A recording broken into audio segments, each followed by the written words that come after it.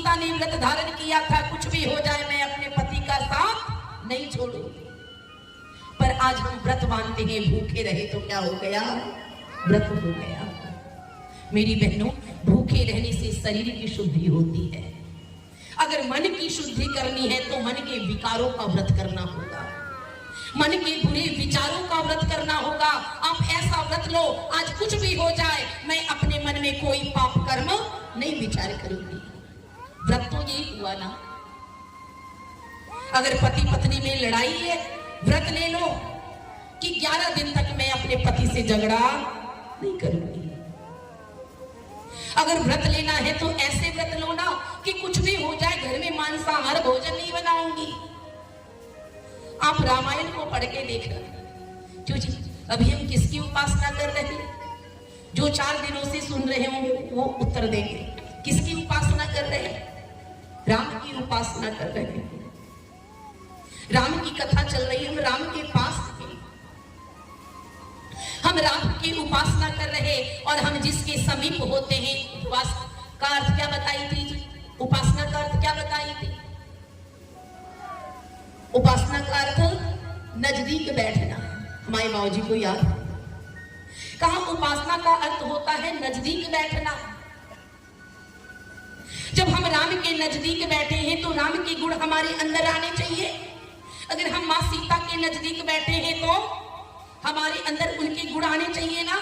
जरूरी नहीं कि हम शरीर से ही नजदीक होते हैं, हम जिसका विचार करते हैं हम उसी के नजदीक होते हैं।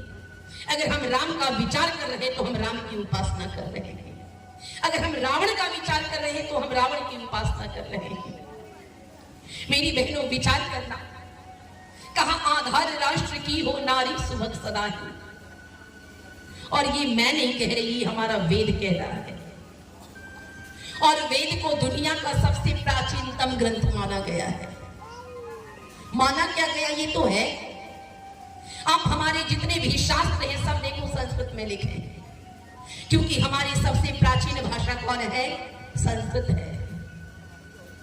और हम देखते हैं वेद कहता है आधार राष्ट्र की हो नारी सुबह सदा ही। अगर राष्ट्र का कोई आधार है तो नारी तू ही राष्ट्र का आधार है। अगर राष्ट्र का निर्माण कहीं होता है तो माताओं की कोख में ही राष्ट्र का निर्माण होता है। मेरी बहनों, विचार करना। वो अनुपम शक्ति जो परमपिता परमात्मा ने तुम्हें दी है उसे पहचानने का प्रयास करना। वो कौन सी शक्ति परमपिता परमात्मा ने दी है? याद आता है वो मुझे करतार सिंह सरावा। वो करतार सिंह सरावा याद आता है। कहते हैं जिस दिन उसे फांसी की सजा पड़ने वाली थी, वो प्रातः काल उठा, संध्या हवन किया, दंड बैठक किया। उस दृश्य को देखकर जेलर कहता, ओ करतार, आज तो तुझे फांसी की सजा पड़ने वाली है, फिर ये संध्या हवन दंड बैठक क्यों कर रहा?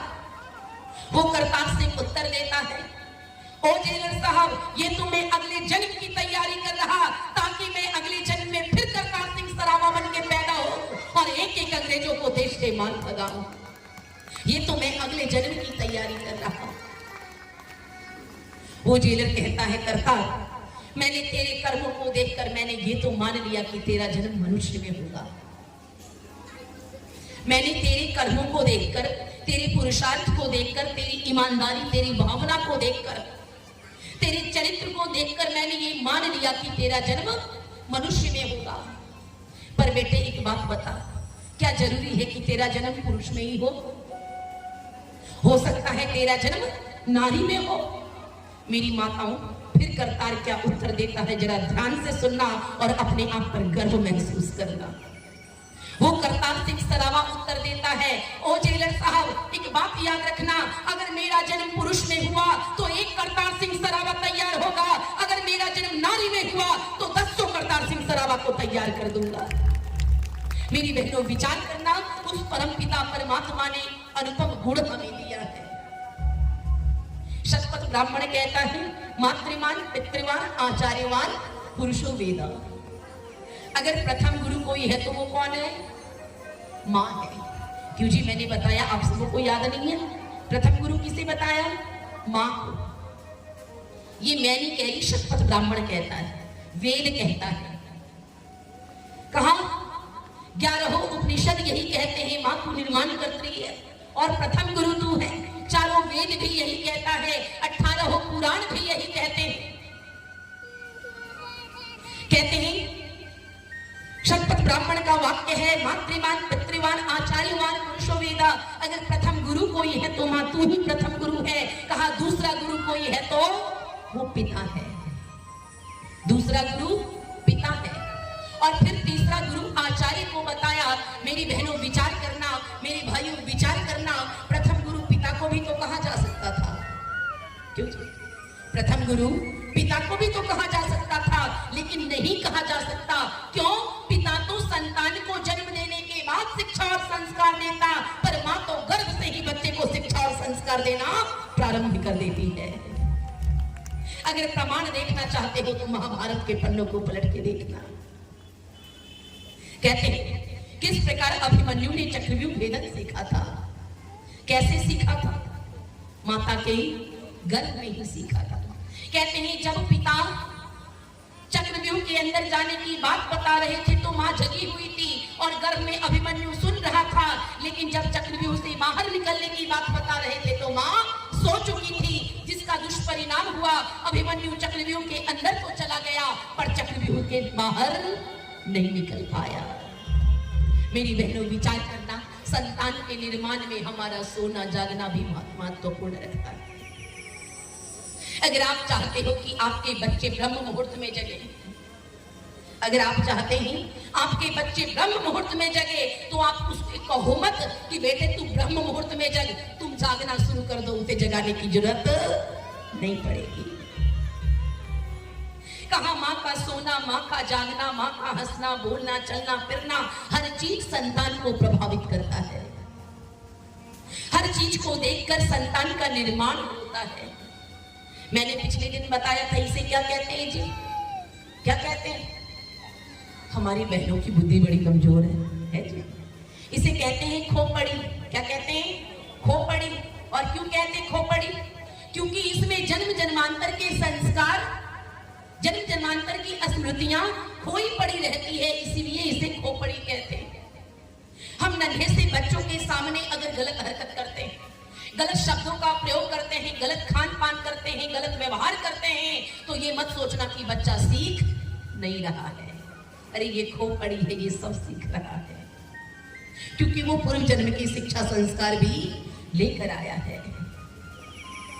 इसलिए मेरी बहनों विचार करना, विचार करना संतान का निर्माण हम कैसे करें, क्योंकि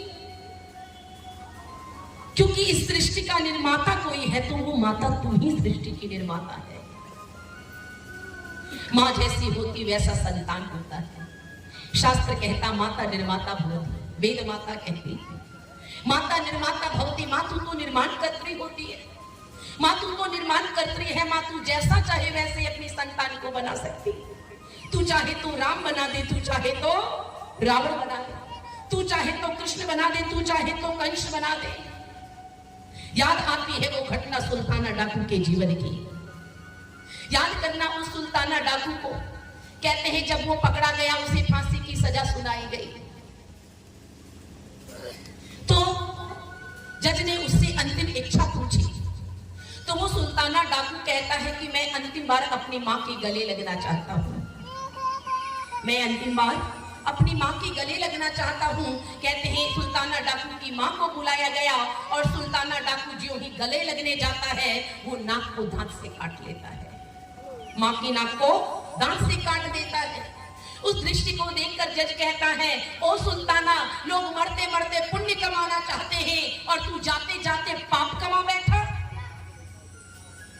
मां के सामने पश्चाताप करने के बजाय तूने मां की नाक को ही काट लिया। वो सुल्ताना क्या उत्तर देता, मेरी बहनों ध्यान से सुनना।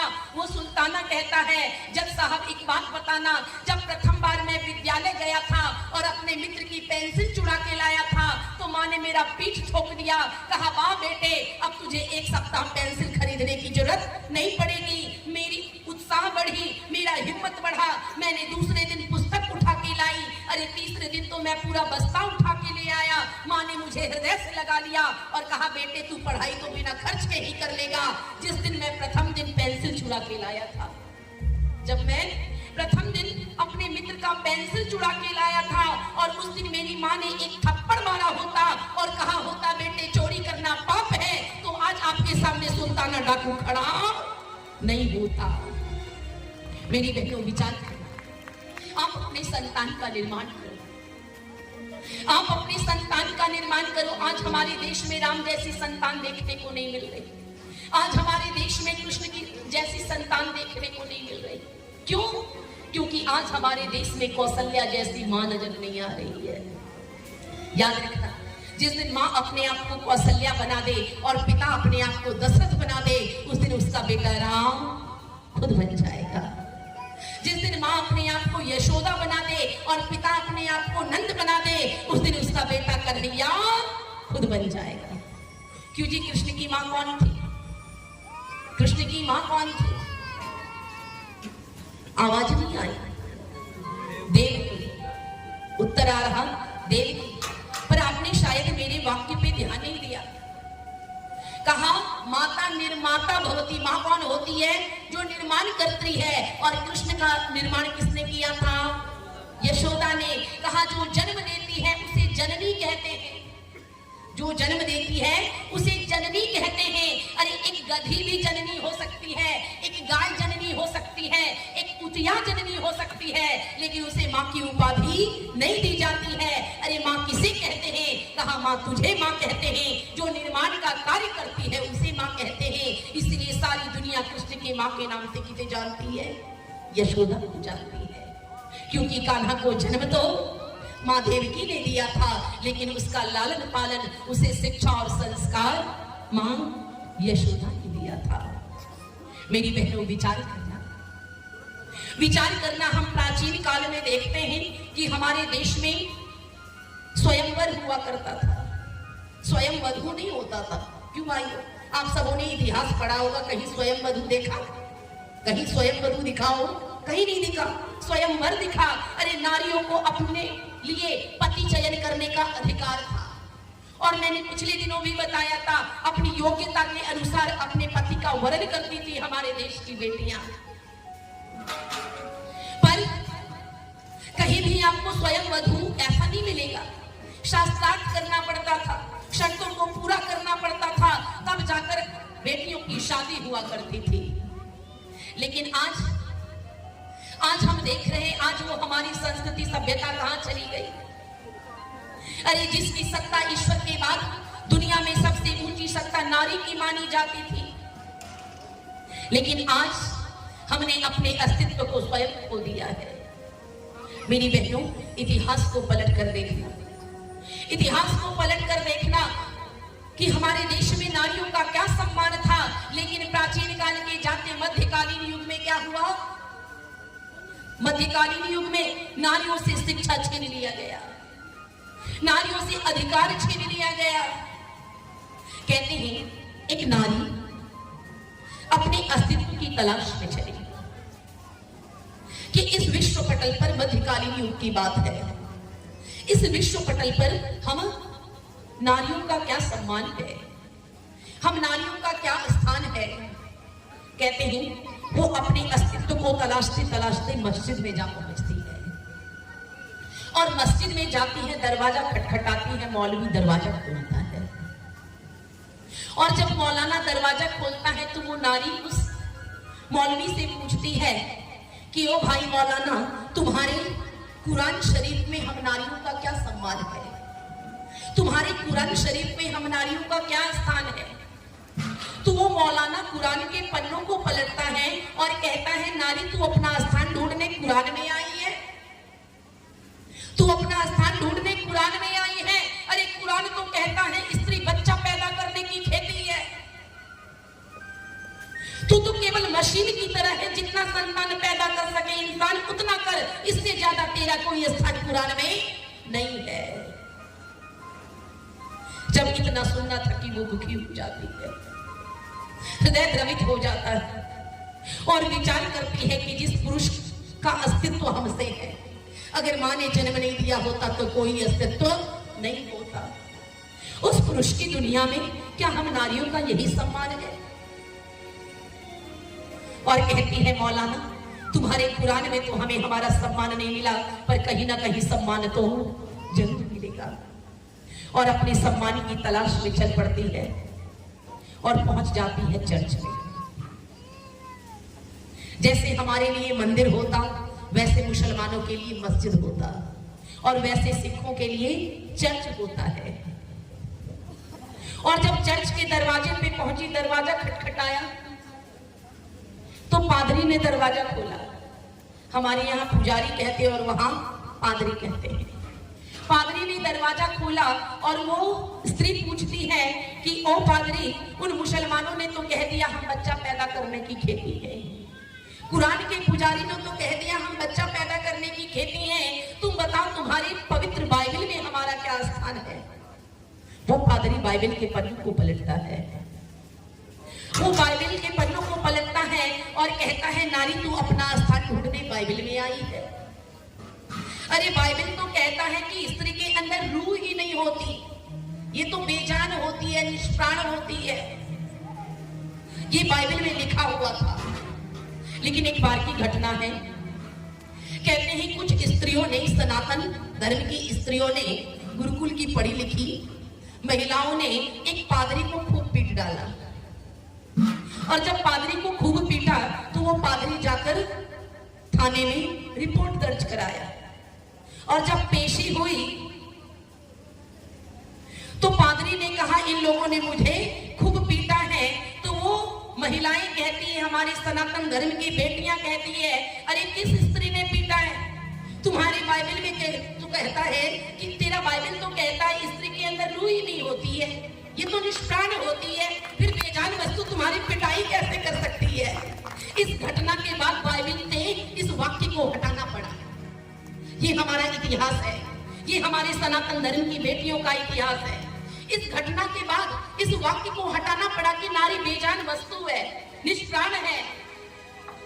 कहते हैं जब वो नारी सुनती है कि पादरी कहता है तेरे अंदर रूह ही नहीं है, तू बेजान है, बाइबल यही कहता है, वो नारी दुखी हो जाती है और कहती है कहीं ना कहीं तो सम्मान जरूर मिलेगा। हम अपने अस्तित्व की तलाश को बरकरार रखेंगे और सम्मान की तलाश में फिर आगे बढ़ती है और चलते चलते पहुंच जाती है कबीर साहब के पास। और कबीर साहब के पास जाकर कहती है बाबा, कुरान के पुजारियों ने तो कह दिया हम बच्चा पैदा करने की खेती है, बाइबल के पुजारी ने तो कह दिया हम निष्प्राण के बेजान है। बाबा तुम बताओ तुम्हारी नजरों में हमारा क्या स्थान है? कबीर साहब कहते हैं नारी की परछाई पड़त अंधा होत भुजंग, नारी की परछाई पड़त अंधा होत भुजंग, कबीरा उनकी क्या गति जो नित नारी के संग। कहा जब नारी की छाया सांप के ऊपर पड़ती है तो सांप अंधा हो जाता है, अरे उस पुरुष की क्या दुर्गति होती होगी जो नित नारी के संग में रहता है।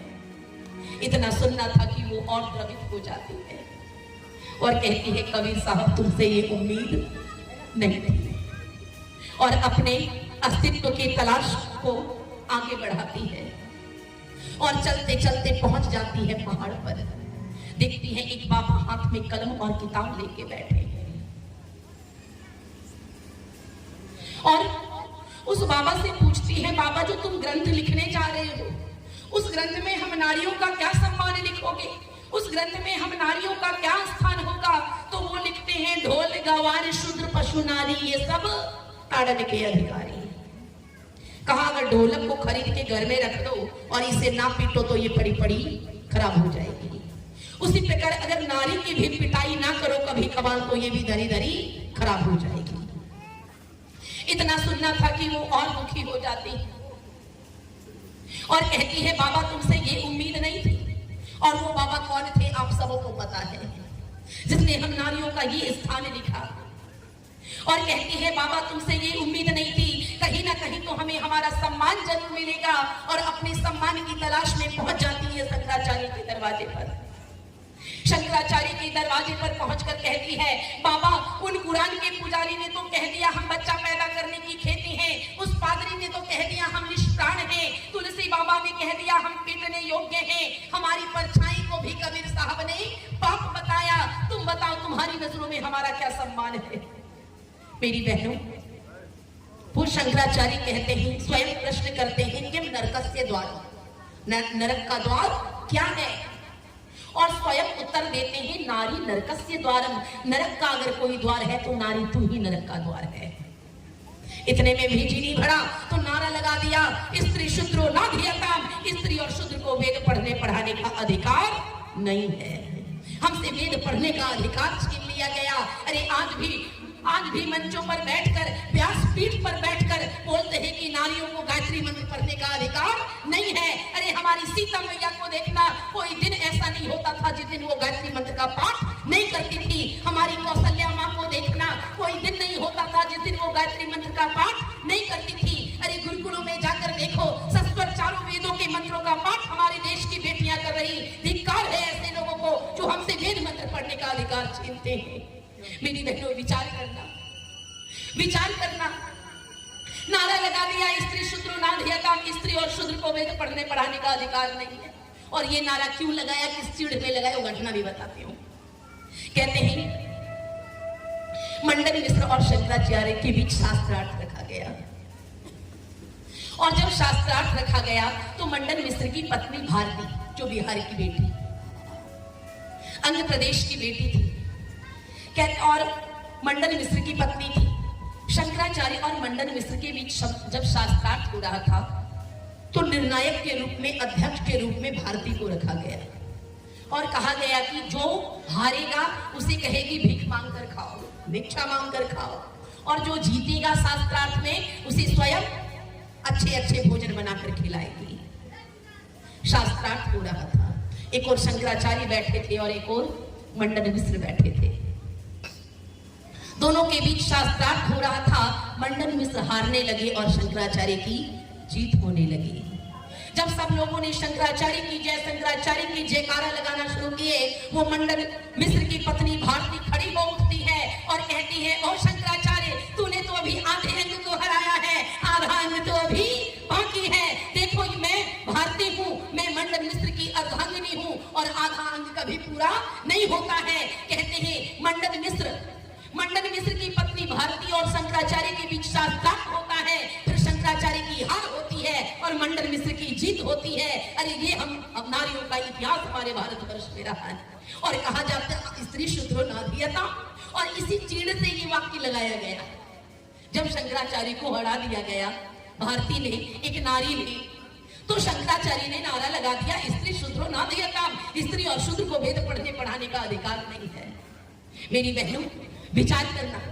कहते हैं वो नारी अपने अस्तित्व की तलाश में जब शंकराचार्य के पास गई तो शंकराचार्य कहते हैं, अरे नारी नरकस्य द्वारम, नारी तो नरक का द्वार है, इसे वेद पढ़ने का अधिकार नहीं है। इतना सुनना था। वो सोचती है जिस जीवन में सम्मान नहीं है, जिस जीवन में स्वाभिमान नहीं है, इस जीवन से अच्छी तो मृत्यु है, और मृत्यु को आलिंगन करने के लिए पहाड़ की ओर दौड़ती है। जब पहाड़ की ओर भागती भागती जाती है, कुछ पंडित गण बैठे हैं, कुछ संत गण बैठे हैं, चलते चलते गिर जाती है उस झुंड में और कहती है, बाबा सारी दुनिया ने ठोकर मार दी, बाबा सारी दुनिया ने ठोकर मार दी। किसी ने पीटने योग्य बताया, किसी ने बच्चा पैदा करने की खेती बताई, किसी ने बेजान बताया, किसी ने नरक का द्वार बताया, किसी ने हमारी छाया को भी पाप बताया। तुम बताओ बाबा, तुम जो ग्रंथ पढ़ रहे हो उस ग्रंथ में हम नारियों का क्या स्थान, तुम्हारी दृष्टि में हम नारियों का क्या स्थान है? मेरी माताओं, मेरी बहनों, वो वेद के पुजारी खड़े होते हैं और कहते हैं, नारी तू अपना स्थान ढूंढने आई है,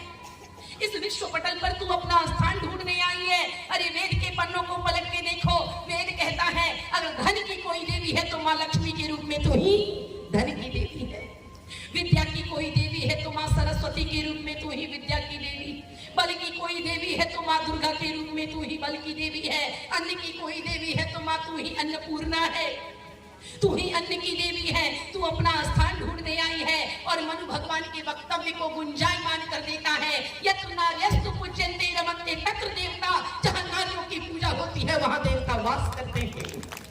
मेरी बहनों, इतना सम्मान अगर किसी ने दिलाया है तो हमें हमारे सनातन ने दिलाया है।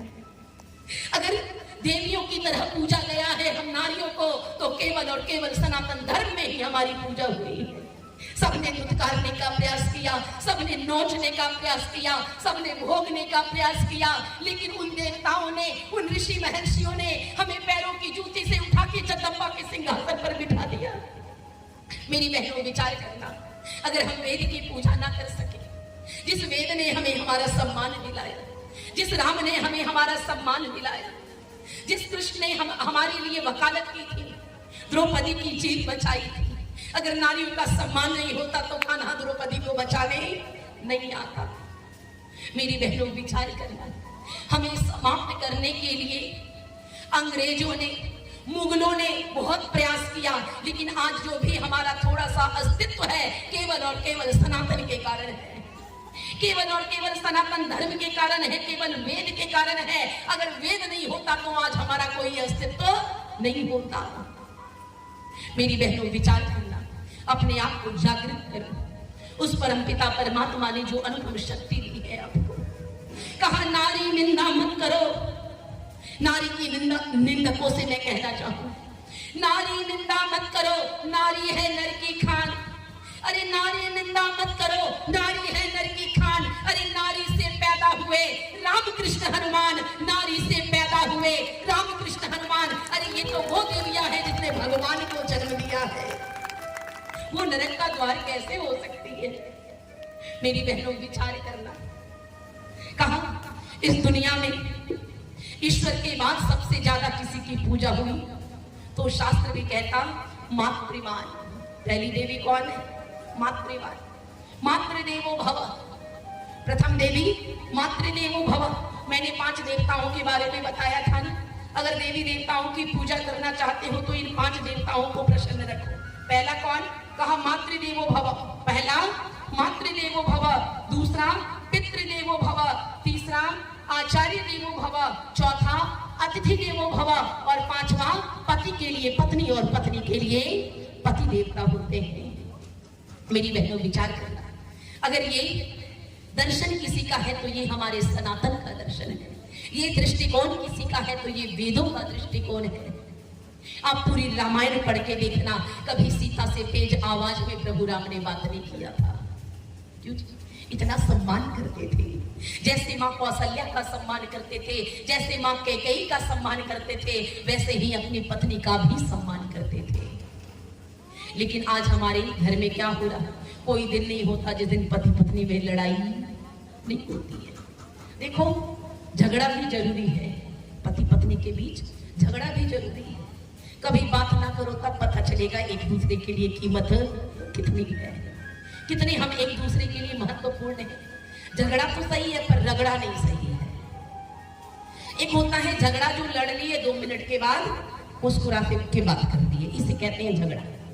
और एक होता है रगड़ा, एक ही कमरे में महीनों बिता देते पर पत्राचार चलता है। दोनों मौन व्रत धारण कर रखे और पत्राचार चल रहा है, जो कहना है कागज पे लिख के सामने रख दिया जाता है, बातें नहीं हो रही, लड़ जो रखे हैं। कहते हैं एक जगह पति पत्नी में लड़ाई हुई, और वो लड़ाई में हुई, झगड़ा नहीं हुआ, रगड़ा हुआ, और दोनों मौन व्रत धारण कर लिए। और जो जरूरत पड़ी वो कागज में लिख के दे रहे।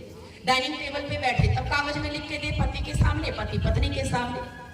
कहते हैं एक दिन पति को अमेरिका की फ्लाइट पकड़नी थी, ध्यान से सुनो। एक दिन पति को अमेरिका की फ्लाइट पकड़नी थी, उसने शाम में पर्चे में सिरहाने पे रख दिया अपनी पत्नी के कि भाग्यवान मुझे जगा देना, कल मुझे फ्लाइट पकड़नी है, मुझे 5 बजे जगा देना। कहते हैं प्रातः जब पति की नींद खुलती है तो देखा घड़ी में 8 बज गए हैं, घड़ी में 8 बज गए हैं। अब इसके क्रोध का आपा बाहर हो गया और वो अपनी पत्नी से जाकर कहता है कि भाग्यवान मैंने तुझे कहा था मुझे जगा देना 5 बजे, फिर तुमने मुझे जगाया क्यों नहीं? पत्नी कहती है सिरहाने में जाकर देख लो, सिरहाने में जाकर देख लो। और वो जाकर देखता है इतना पर्चा रखा हुआ था और उस पे लिखा हुआ था 4 बज गए जग जाओ, 4 बज गए जग जाओ, 4 बज गए जग जाओ। मेरी बहनों, विचार करना, अगर रामायण वास्तव में रामायण से सीख लेना चाहते हो ना तो राम और सीता की तरह जीवन जीने का प्रयास करो। राम और सीता की तरह अपना जीवन जीने का प्रयास करो। अगर रामायण से सीख लेना चाहते हो तो राम और लक्ष्मण की तरह जीने का प्रयास करो। देखो, रामायण इतनी छोटी पुस्तक नहीं है और राम जी का जीवन इतना छोटा नहीं रहा जो 5 दिनों में आपको सुनाया जा सके। क्यों जी? वर्षों का जीवन 5 दिनों में संभव है क्या? और 5 दिन भी कहां? 2 घंटे, 5 दूनी 10 घंटे है। 10 घंटे में संभव है क्या पूरी राम की कथा? नहीं संभव है। और फिर आपको रामकुश रामायण का सार क्या है? वो रामायण हमें सीख क्या देती है? राम का जीवन हमें सीख क्या देता है? सीता का जीवन हमें सीख क्या देता है? किन गलतियों से हमें रोकता है और किन अच्छाइयों को करने के लिए प्रेरित करता है? मैंने प्रथम दिन बताया था ना कि वेदों की मान्यता क्या है? पहले जानो कि पहले मानो? क्यों जी? पहले जानो या पहले मानो? पहले जानना चाहिए या पहले मानना चाहिए? कहा पहले जानो फिर मानो। और सीता ने क्या किया था? जाना नहीं था और रावण को साधु मान लिया था। रावण को साधु मान लिया था। अगर वो जान जाती कि ये रावण है तो लक्ष्मण रेखा कभी पार नहीं करती। और इन गलतियों को करने से ये रामायण हमें रोकती है। और कहा दे देना, सोने के हिरण पर जबे सीता का मन होगा। सोने के हिरण पर जबे सीता का मन होगा। सोने के हिरण पर जबे सीता का मन होगा। सोने के हिरण पर जबे सीता का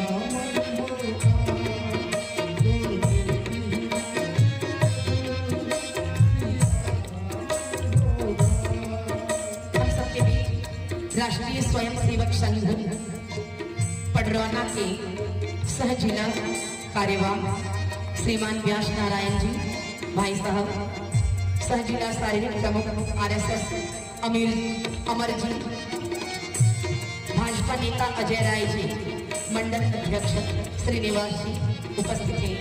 ये मंच आप सबों का स्वागत करता है। ये नारायणी संस्थान आप सबों का सम्मान करती है। कहा सोने के हिरण पर जबे सीता का मन होगा। सोने के हिरण पर जबे सीता का मन होगा। तब तब ही सीता का घर घर से हरण होगा। तब तब ही सीता का घर घर से हरण होगा।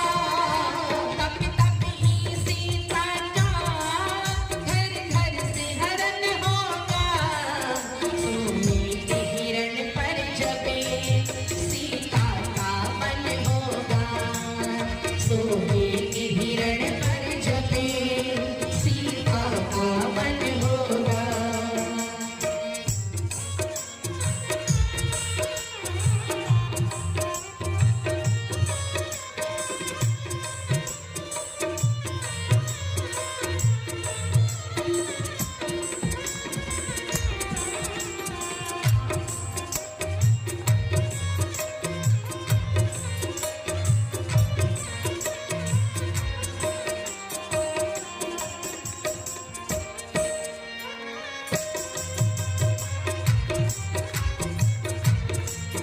अपनी सुंदरता पर तारे इतराएगी। अपनी सुंदरता पर नारी इतराएगी। अपनी सुंदरता पर नारी इतराएगी। अपनी सुंदरता पर नारी इतराएगी। विच्छेद अवश्य उसका, विच्छेद अवश्य उसका, नासिका करण होगा। विच्छेद अवश्य उसका, नासिका करण होगा। सोने के हिरण पर जबे सीता का मन होगा। सोने के हिरण पर जबे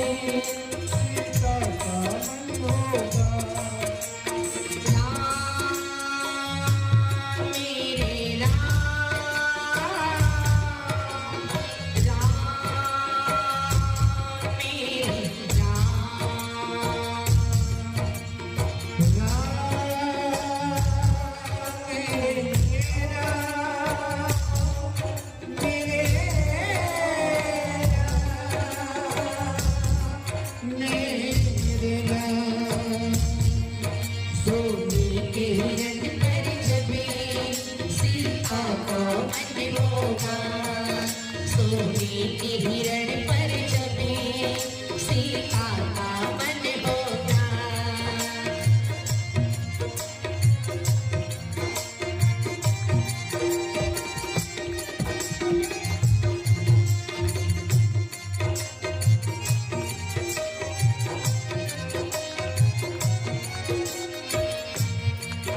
जो राम को लाए हैं हम उनको लाएंगे, जो राम को लाए हैं हम उनको लाएंगे, जो राम को लाए हैं हम उनको लाएंगे।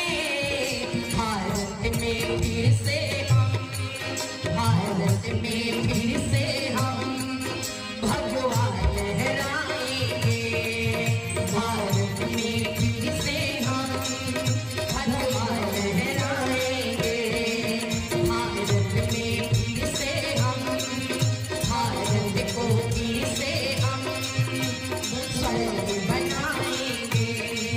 सोने के हिरण पर जब सीता का मन होगा,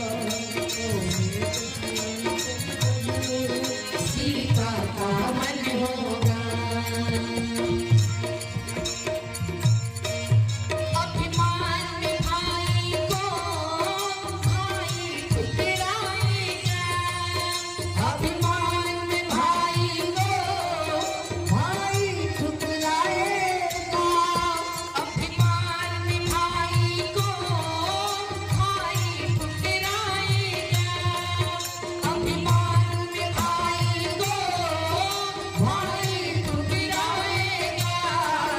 मजबूर विभीषण तो, मजबूर विभीषण तो रघुवर की शरण होगा, मजबूर विभीषण तो रघुवर की शरण होगा।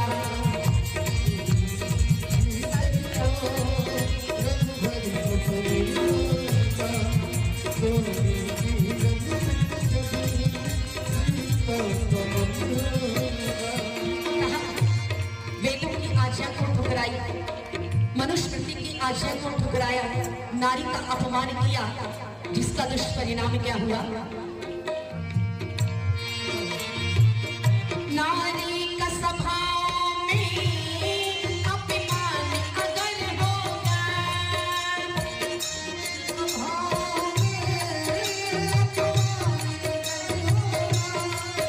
नारी का स्वभाव में अपमान अगर होगा, दुशासन का लहू पी गए, दुशासन का लहू पी गए, तब पूर्ण प्रण होगा, दुशासन का लहू पी गए, तब पूर्ण प्रण होगा।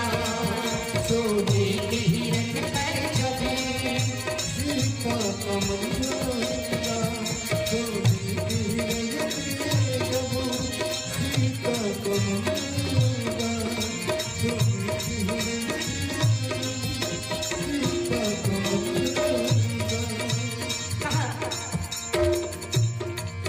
नारी को समझ अबला रावण करवाएगा, नारी को समझ अबला रावण करवाएगा, नारी को समझ अबला रावण करवाएगा। श्री राम के तीरों से, श्री राम के तीरों से रावण का मरण होगा, श्री राम के तीरों से रावण का मरण होगा। सोने के हिरण पर जबे सीता का मन होगा, सोने के हिरण पर जबे सीता का मन होगा। हम राम कथा करते हैं, हम कृष्ण कथा करते हैं, हम भागवत कथा करते हैं, पर मूल जो हमें इससे सीखना चाहिए, कहा इससे हमें जीवन में क्या धारण करना चाहिए, कौन सी गलतियों से हमें बचना चाहिए और कौन सी अच्छाइयों को जीवन में धारण करना चाहिए। वेद कहता है अक्षय वेद क्या कहता? अक्षर मा दिव्या, इसका अर्थ है ए मनुष्य तू जुआ मत खेल। वेद कहता है ये अक्षर मा दिव्या, ए मनुष्य तू जुआ मत खेल। लेकिन धर्मराज ने वेद की आज्ञा को ठुकराई, इसका दुष्परिणाम क्या हुआ? वेदों की आज्ञा को धर्मराज भुला करके, वेदों की आज्ञा को धर्मराज भुला करके, वेदों की आज्ञा को धर्मराज भुला करके, वेदों की आज्ञा को धर्मराज भुला करके, जब खेलेगा जुआ, जब खेलेगा जुआ तो चीर हरण होगा। जब खेलेगा जुआ तब चीर हरण होगा। सोने के हिरण पर जबे सीता का मन होगा।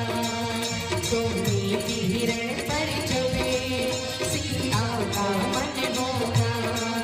सोने के हिरण पर जबे सीता का मन होगा। विचार करना मेरी माताओं, प्रभु राम और मां सीता का जीवन हमें क्या सीख देता है। हम देखते हैं जब दोनों वनवास के रूप में रहते हैं, वनवासी के रूप में रहते हैं। आज अगर पत्नी के सामने थोड़ी सी समस्या आ जाए, थोड़ी सी कमी कर दे पति, तो तुरंत वो झगड़ पड़ती है। तुम जैसे भी लाओ मुझे ये चाहिए।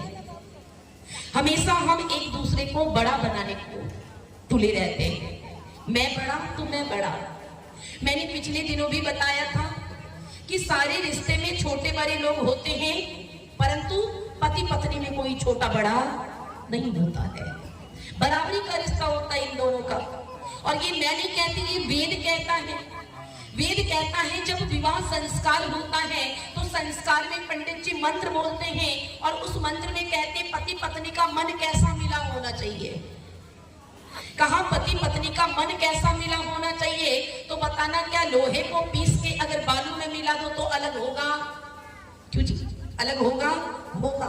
चुंबक अगर लगाए तो लोहे को खींच लेगी और बालू को छोड़ देगी। कहा अगर हम दूध में पानी मिला दे तो अलग होगा? क्यों जी दूध में पानी मिला दे और हंस को बिठा दे तो हंस दूध पी लेगा और पानी छोड़ देगा। लेकिन एक बात बताना, आपके भोकरिया के पानी को और कुशीनगर के पानी को मिलाएं तो अलग किया जा सकता है? क्यों जी? अगर दो देशों के पानी को मिलाएं तो दोनों पानी को क्या अलग किया जा सकता है? कहा कितना भी बड़ा वैज्ञानिक हो, दो जगह के पानी को अलग नहीं कर सकता। कहा पति पत्नी का मन ऐसे ही मिला होना चाहिए जैसे दो नदियों का जल मिला दो दुनिया की कोई ताकत उसे अलग नहीं कर सकती है। हम देखते हैं भगवान राम और मां सीता के जीवन को। कहते हैं एक दिन मां सीता और प्रभु राम दोनों भ्रमण कर रहे थे। वन में जब भ्रमण कर रहे थे तो अचानक से एक ठूठे पेड़ पर दृष्टि भगवान राम की। बिल्कुल सूखा पेड़ खड़ा था और उसके ऊपर एक लता अपनी छटा बिखेर रही थी। भगवान राम कहते हैं भाग्यवान, देख इस पेड़ की क्या औकात है। इस पेड़ में ना रंग है, ना रूप है, ना गुण है, ना गंध है, लेकिन देखो इस लता ने इसका साथ दिया तो इसकी शोभा को भी बढ़ा दिया। मां सीता समझ गई कि प्रभु राम अपने आप को ठूठा पेड़ और मुझे हरी भरी लता बता रहे हैं। वो राम कह रहे देख इस ठूठे पेड़ का कोई अस्तित्व नहीं है, ना रूप है, ना गंध है, ना आकार है, लेकिन ये लता देख इसकी शोभा को बढ़ा रही है। अगर इस लता ने इसका साथ नहीं दिया होता तो इसका कोई सौंदर्य ही नहीं था, इसके पास कोई गुण ही नहीं थे। मां सीता कहती है प्रभु कैसी बात कर रहे हो, प्रभु कैसी बात कर रहे हो। अगर इस पेड़ ने इस लता को सहारा नहीं दिया होता तो इस लता की इतनी औकात नहीं थी कि गगनचुंबी को अरे महान तो ये पेड़ है जिसने लता को सहारा दिया। राम कह रहे ना सीता, महान तो ये लता है, महान तो ये लता है जिसने पेड़ के सौंदर्य को निखार दिया, जिसने बेजान पेड़ में जान भर दी। और मां सीता कह रही ना प्रभु, भाग्यशाली तो ये लता है जिसे पेड़ ने सहारा दिया। अब दोनों एक दूसरे को कह रहे मैं भाग्यशाली हूं तुम्हें पाकर, तो मैं भाग्यशाली हूं तुम्हें पाकर। लेकिन साहित्यिक भाषा में वार्तालाप चल रही है, प्रकृति का उदाहरण देकर वार्तालाप चल रहा है। अब फिर राम कहते हैं ऐसा करो, लक्ष्मण जी को बुलाते हैं। लक्ष्मण जी को बुलाते हैं, वो निर्णय करेगा कि भाग्यशाली पेड़ है या भाग्यशाली लता है। लक्ष्मण जी को बुलाया गया। राम जी कहते हैं कि भाई लक्ष्मण, एक बात बता, भाग्यशाली पेड़ है या भाग्यशाली लता है? देख, इस पेड़ का तो कोई अस्तित्व ही नहीं है, पर इस लता ने इसके सौंदर्य को बढ़ा दिया है। तुरंत मां सीता कहती है देवर जी देखो, भाग्यशाली पेड़ है या लता है? अगर इस पेड़ ने सहारा नहीं दिया होता तो इस लता का कोई अस्तित्व ही नहीं रहता। ये तो कब जानवरों के पैर के नीचे कुचल दी गई होती। अरे भाग्यशाली तो ये लता है। और लक्ष्मण जी समझ गए कि दोनों एक दूसरे को पाकर खुद को भाग्यशाली बता रहे हैं। अब निर्णय करे तो करे कैसे? वो लक्ष्मण जी पेड़ के नीचे बैठ जाते हैं और कहते हैं भैया भाभी, मुझे नहीं पता भाग्यशाली पेड़ है या भाग्यशाली लता है, मुझे नहीं पता भाग्यशाली पेड़ है या भाग्यशाली लता है। अरे भाग्यशाली तो ये लखन है जिसे इसकी छाया मिल रही है, जिसे इसका आशीर्वाद मिल रहा, जिसे इसका आशीष मिल रहा है। मेरी बहनों, विचार करना, रामायण हमें ये सीख देती है कि हमें एक दूसरे के सम्मान को बढ़ाना चाहिए। मेरी बहनों, विचार करना, हम भाई भाई के प्रेम को देखते हैं। अगर भाई भाई के प्रेम को देखना है, रामायण से कुछ सीखना है, तो राम लक्ष्मण के प्रेम को देखना। कहते हैं जब लक्ष्मण जी के सीने में वाण लग जाता है, लक्ष्मण जी के सीने में वाण लग जाता है, तो इलाज के लिए किसे बुलाया जाता जी? सुषैन वैद्य को। सुषैन वैद्य को बुलाया जाता है और सुषैन वैद्य उस लक्ष्मण के सीने के घाव को देखते हैं और वैद्य के मुख से निकल पड़ता है, अरे लक्ष्मण के सीने में तो बहुत बड़ा घाव है, इसे दर्द बहुत हो रहा होगा। बगल में बैठा जामवंत कहता है, ओ सुषैन वैद्य, अगर घाव देखना है तो लक्ष्मण के सीने में देख, अगर दर्द पूछना है तो भैया राम से पूछो कि लक्ष्मण को कितना दर्द हो रहा। मेरी बहनों, विचार करना, मेरे भाइयों विचार करना, अगर भाई भाई के बीच इतनी गहराई प्रेम में नहीं है तो रामायण सुनने का कोई लाभ नहीं है। विचार करना, हमने देखा कि राम और लक्ष्मण के बीच इतना गहरा प्यार कैसे आया, तो मुझे लगा मैंने रामायण में कुछ पीछे छोड़ आई। फिर मेरी दृष्टि उस पन्ने पर पड़ी जब लक्ष्मण मां सुमित्रा के पास जाते हैं। जब लक्ष्मण मां सुमित्रा के पास जाते हैं और कहते हैं मां मुझे आदेश दो, मां मुझे आशीर्वाद दो, मैं अपने भैया भाभी की सेवा के लिए 14 वर्षों के लिए वनवास जा रहा हूं। वो मां सुमित्रा कहती है, वो मां सुमित्रा कहती है बेटे तू 14 वर्षों के लिए वनवास जा रहा, एक बात बता, क्या इन 14 वर्षों में तुझे तेरे पिता की याद आएगी या नहीं आएगी?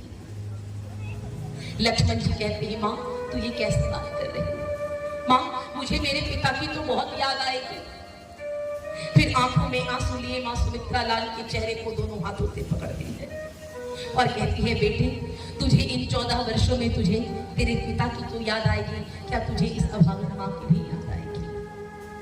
लक्ष्मण मां के सीने से लिपट जाते हैं और कहते हैं मां कोई दिन ऐसा नहीं होगा, कोई पल ऐसा नहीं होगा जिस दिन मुझे तेरी याद ना आए। मेरी माताओं, उस समय मां सुमित्रा क्या उपदेश देती है अपने लखन को, जरा ध्यान से सुनो।